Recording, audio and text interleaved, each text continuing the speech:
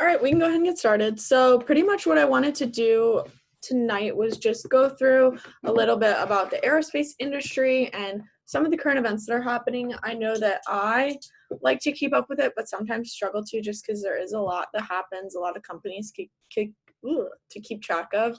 So I wanted to give kind of this presentation to give you guys an overview.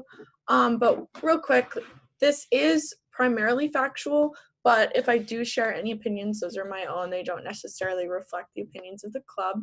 I don't imagine I'll share too many, but I just wanted to say that as well, since I know this will be uploaded publicly afterwards. And if you have any questions along the way, you're welcome to just ask them as we go, or you can ask them at the end. And we do also have Brendan and Liam on, and if you guys have any questions about ARA in general, we can answer those at the end.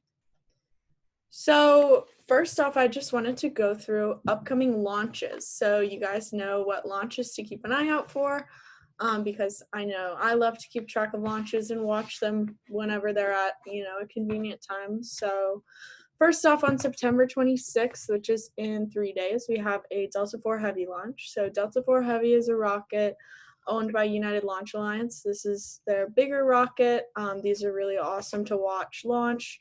And they're launching a spy satellite for the NRO called NROL-44. That's all we know about it because it's pretty top secret.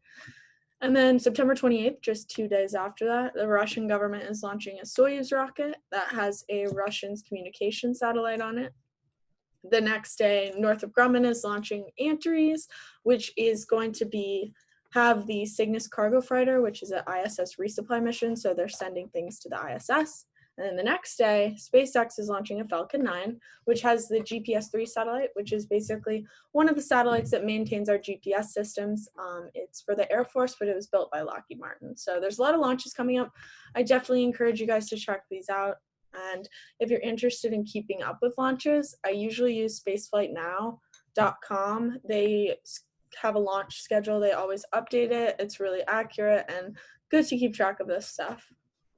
So some updates about space exploration. First off, we have some new telescope images of Jupiter. So this is a really awesome image. I don't know if you guys have ever tried to look through a telescope at Jupiter, but it doesn't look anything like this. So this is super cool. This is Europa, which is one of Jupiter's moons. And just for those who might not know, Hubble was launched all the way back in 1990, and it is currently our largest and most versatile space telescope. I think it was only supposed to be in commission for maybe until like 2005 or 2010. So it's been in commission a really long time and is still taking awesome pictures until it gets replaced by the next generation telescope that NASA plans to launch.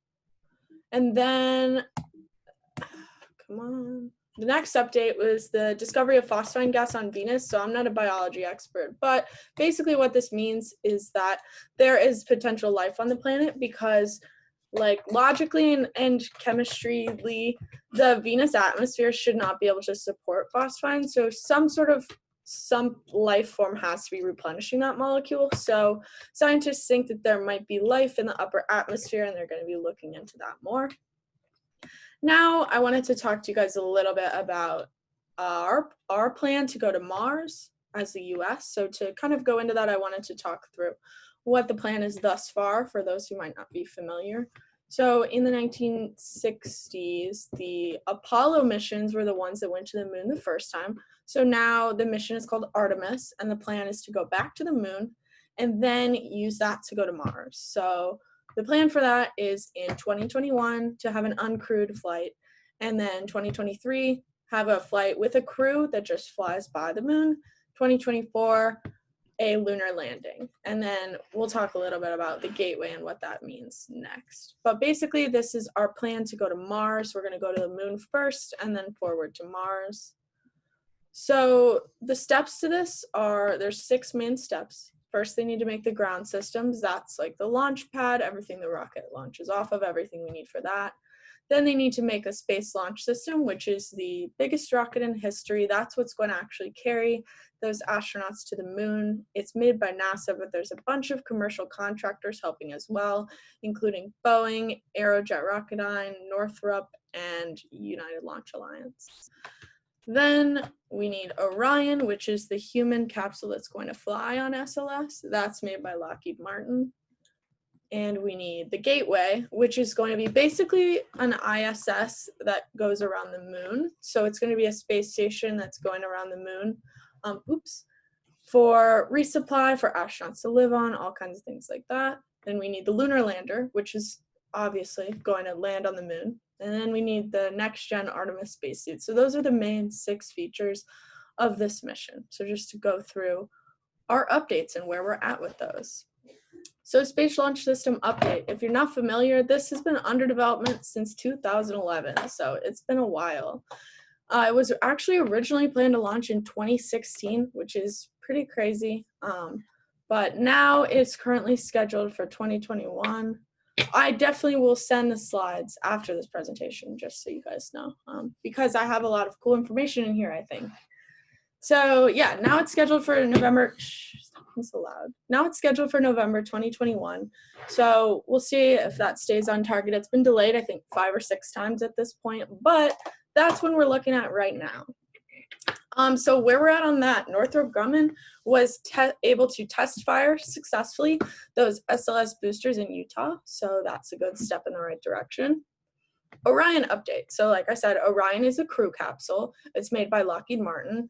2 of them have been completely built and tested and approved for the first 2 missions, Artemis 1 and 2. And then a third one is currently under construction for Artemis 3. So that's that mission where they actually go to the moon. Lunar Gateway overview. So just an update on this. And this is a lot of stuff I actually didn't know before I researched it to make this, but the Lunar Gateway is going to have components made by Maxar. They are making, this is a company based in Colorado. They're making the power and propulsion element, or PPE, that keeps it in the air, or in space, I guess. There's no air. Keeps it in orbit. And then the Habitat and Logistics Outpost, or HALO, that's where astronauts will temporarily live while they basically build this thing up and make it a lot bigger and cooler. That's made by Northrop Grumman. And then right here, that's where Orion's gonna be able to dock. So that's pretty cool. We're also going to have partners, just like we do on the ISS, with the Canadian Space Agency, with JAXA, which is the Japanese Space Agency, and with the European Space Agency. And I believe Russia is interested as well, but it's not confirmed. So this will be very similar to the ISS in a lot of ways. And if you guys aren't familiar, ISS is the International Space Station. So that's what's currently orbiting our Earth right now. And if I say anything you're not familiar with, just shoot me a message. I'm trying to explain most things because I know that when I came into this field, I knew close to nothing, and it can be hard because it feels like a lot of people know a lot. So yeah, ask questions. No question is stupid. Lunar Lander update. So the Lunar Lander is the part that flies down and lands on the moon. So where we're at with that is we currently have 3 companies who have been given contracts to build one of these. So we have Dynetics, which is based in Huntsville, and they come to talk to our school a lot, I'm sure. You might be familiar, or if you're not, you will. Blue Origin, which is owned by Jeff Bezos, and then SpaceX, which is owned by Elon Musk, and these are their proposals. So Dynetics got $253 million to build their Dynetics human landing system. Blue Origin got over $500 million to build their integrated launch vehicle, and SpaceX got $135 million to build Starship. So this is what they're all 3 of them are building these right now. We plan to return to the moon, like I said, by 2024, and there's going to be a review point for them in February of 2021, so that's coming up. So this is what their proposed landers look like. Dynetics and Blue Origin look pretty traditional lander, like what you'd see in a movie or what we've used in the past. And then SpaceX has Starship, which is actually a vehicle that's going to land on the surface of the moon. And all those are in development right now. Dynetics and Blue Origin don't have a lot of updates online. SpaceX is pretty public with theirs. They've done 2 hop tests, which basically means they fly it up to about 150 meters and back down really low and just see if it works. And now they're building a full, I forget the word, a full model of it, and they're going to fly that even further. So on top of that, NASA has also announced that they plan to buy lunar soil commercially. So they're encouraging companies to mine lunar soil and then actually sell it to them. So this is a pretty big deal just because it is NASA saying, hey, we want you to be able to buy and sell extraterrestrial material and things from space. So that's something that's probably going to set a precedent for the future as far as developing and buying things in space. And this is also cool because if you guys are familiar, we have a NASA robotic mining competition in which the students develop a robot that mines what is supposed to be lunar soil. So that is pretty much developing technologies to do this in the future. Someone asked, why can't NASA do this themselves? Probably because they don't feel like spending the money to build the rovers and the mining materials that it would take. It's probably a lot cheaper for them to just tell other people to do it and then buy it from them, especially when they have multiple companies competing and they can just buy the one at the lowest cost. There are several companies working on this right now if you're interested in looking at those for internships. All right. So next, I have a couple international space updates. I know that I don't always learn as much about international space industries, so I try to stay more on top of that and just see what's going on.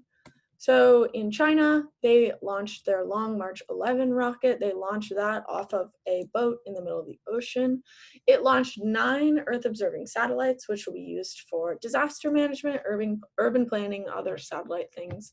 Like I said, it was launched from an ocean platform. That's a picture of it.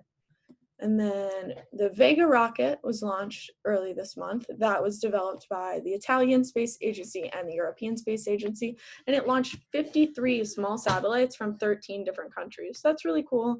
It shows collaboration in the space industry. And yeah, I just think it's important to remember the United States is not the only country with a space agency. There's other really cool companies elsewhere, and they're doing really awesome things as well. So now commercial space updates. So the US Space Force has selected military launch contracts for the next 7 years. This was a multi-year competition between companies to gain these contracts, and now these companies are like really set for at least the next 7 years with launches. So United Launch Alliance with their Atlas V rocket got 60% of these launch orders, and then SpaceX with their Falcon 9 rocket got 40% of these launch orders. And so we have a couple startup updates. There's a startup called Astra that just launched their first rocket. They called Rocket 3.1. It failed about 30 seconds in because of a software error, but they're planning another launch attempt before the end of the year. They publicly stated they expect 2 to 3 launch attempts before they're able to actually get orbital, which yeah, I mean, like, it's hard when you're starting out. I know SpaceX failed a lot when they started out. Atlas V and Delta Heavy failed a lot. So it's really cool that startups are launching their own rockets as well, because this makes launches much more affordable for smaller satellites. And then Rocket Lab, which is also a California-based startup, but they have offices in New Zealand, launched the Electron rocket, which carried a company called Capella Space's remote sensing satellite. Oops. And Rocket Lab launches out of Alaska, which is pretty cool. So now, just for anyone who doesn't have much of a baseline familiarity with the space industry, I wanted to just talk through some of the major space companies you'll want to keep an eye out. This is a list that I made, so I definitely could have missed some people, but I tried to include a lot of different companies, and I especially encourage you guys to apply to these companies if you're looking for an internship. There are some that you've definitely heard of and some that you might not have, so hopefully this will broaden your perspective and help you look for some different and more interesting companies that you might want to work for. So if you want to work somewhere that launches rockets, here are a lot of the major players. Like I said, United Launch Alliance and SpaceX just got those major contracts, so that's really cool. Blue Origin is currently developing New Glenn, which will be a big rocket that's going to carry their lunar lander. We also have Northrop Grumman launching right now. And then the rest of these companies are much smaller, more startup style companies. So we have Exos Aerospace and Space Forest, which I had actually never heard of before I made this. So yeah, I mean, there's always more companies to look for. I got this straight off of Wikipedia, has a big table of companies that have and will launch rockets. These are all the ones that are currently launching rockets. There are others that are developing rockets, so that's something to look out for as well. But these are all the companies that are currently launching active rockets. If you want to work somewhere that makes satellites, and a lot of these companies do multiple things, but if you want to work somewhere that makes satellites, I encourage you to check out some of these companies. Again, we have Northrop Grumman and we have Lockheed Martin, which both do a lot of stuff. Maxar Technologies is a big one. You would have recognized them from, they're the company that's making that power and propulsion element. But we also have Planet and Loft Orbital, which are smaller companies, and then Ball Aerospace. So all these are great companies to check out. If you want to work somewhere that makes crewed space vehicles, so maybe not necessarily rockets, but you're thinking more like a space capsule or something like that, or space plane, SpaceX, Virgin Galactic, and then of course Boeing, Lockheed Martin, and then Sierra Nevada. These are great companies to check out. Again, this list is not exhaustive at all, but I just included a bunch of different companies that, and if you have questions, you're welcome to unmute at any point and ask. Hey Jane, so quick question. So I know that most of these rocket companies, they are limited by ITAR, but I was wondering about these satellite ones. Are they also limited by ITAR as well, or are they different at some point? So some of them are and some of them are not. It does depend. I know for a fact that I know international students who have worked at Planet, and I think a lot of the ones that don't necessarily work only defense are a lot more open to international students and students that aren't US citizens. So it does depend program to program, but I try to post in the opportunities channel when I get opportunities for international students, just because I know that it can be hard in this field. So yeah, I mean, I can, sorry. It also says on all applications. Yeah, but I mean, it's hard to look through every application. So I can definitely keep doing that, and I'll let you know what other companies. That would be amazing. It does depend.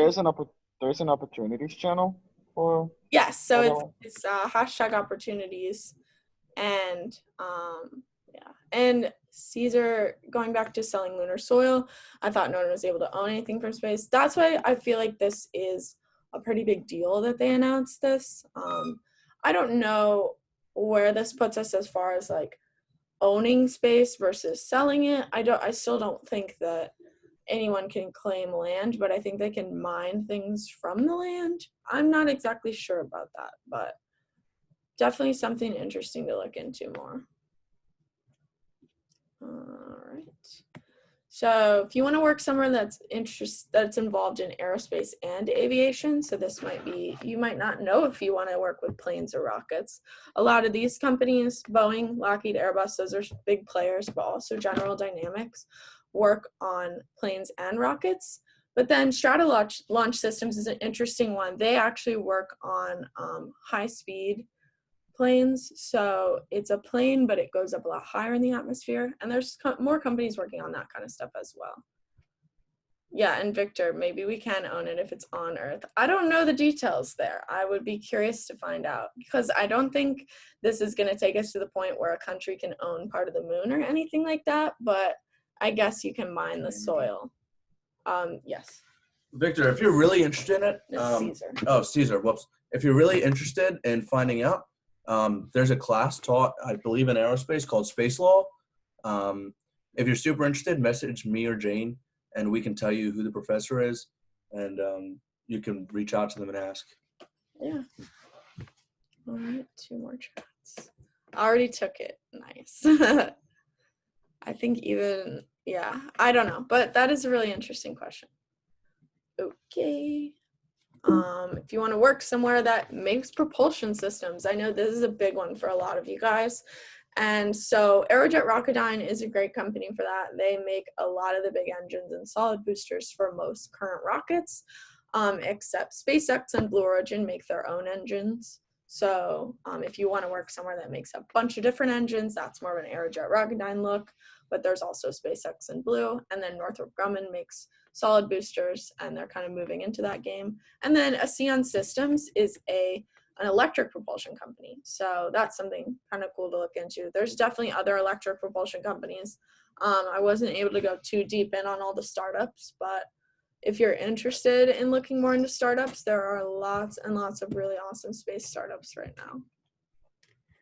And my cat is climbing over the computer. All right. And then how can I keep up with the aerospace industry? So if you're really interested in this and you're not really sure how I found all this information and how you can find it all without just being totally exhausted on information overload, I definitely recommend a couple things. If you are a paying member of AIAA, and not just your chapter, you have to be a paying member nationally, you get the AIAA Daily Digest. That's a really cool, sends an email 8 a.m. every day, tells you all the space updates. That's really kept me on board. And being a paying member of AIAA is also has other benefits. You get to go to conferences, you get to do all kinds of cool stuff. Spaceflight Now is the website I mentioned before. Yes, Daniel just sent it in the chat, but that's the website I mentioned before. They share relevant space articles. That's where I got a lot of this information. And they also have an updated launch schedule. And then just asking questions. You can ask me questions. You can ask other club leaders questions. Ask questions at your internships. That's where I picked up a lot of this information as well. You can find out what your company's working on, what other companies are working on. And it's just a really cool place to learn new things. So I will send this PowerPoint in the Slack. Hopefully you guys picked up a little bit of extra information about the aerospace industry. And for the rest of this, I have Brendan and Liam and myself. And if you have any questions about the club in general, you're welcome to ask right now. Any questions about the aerospace industry. But we just wanted to provide a little bit of open time for you guys to ask questions if you have any. And if you don't have any, you're welcome to hop off. But thank you guys for listening, and hopefully you picked up a little bit more information. Hopefully this was a good level where you could learn some things that wasn't too overwhelming. So One last thing to add, we've had a lot of members work at a lot of these companies. So if you have a company specific question, just reach out to one of us and we can direct you to the yeah, appropriate and person. make sure you're coming to those alumni meetings. So we have another one. The next one is in 2 weeks, and we have people from Lockheed and MITRE coming. And then in the future, we'll have one with people from Aerojet, one with people from Blue Origin. So just keep an eye out for those.